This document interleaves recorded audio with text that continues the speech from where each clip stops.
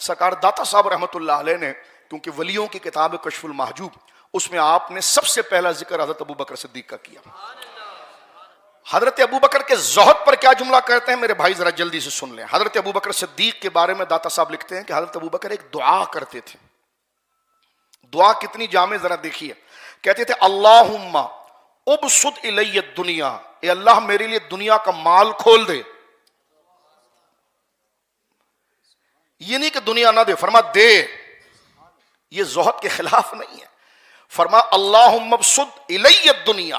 یا اللہ مجھے دنیا میرے لیے کشادہ کر دے، اچھے تعلقات میرے ہوں، اچھا مال میرے پاس آئے، دنیا کی ہر نعمت پہ میرے پاس آئے۔ اللہم ابسط الی الدنیا وزہدنا عنہا، اے اللہ میرے لیے دنیا کو کھول دے اور اس میں مبتلا ہونے سے محفوظ فرما دے۔ داتا صاحب کہتے ہیں اتنی زبردست یہ دعا ہے، آپ فرماتے ہیں سب چیز ابو بکر صدیق مانگ رہے ہیں، دنیا کی فراخی مانگ رہے ہیں تاکہ شکر گزار بنوں، اور اس جو مل جائے اس کو خرچ کر دوں تاکہ انفاق کا بھی مجھے ثواب ملے، اور اس میں مبتلا ہونے سے رک جاؤں تو صبر کا بھی مجھے ثواب ملے۔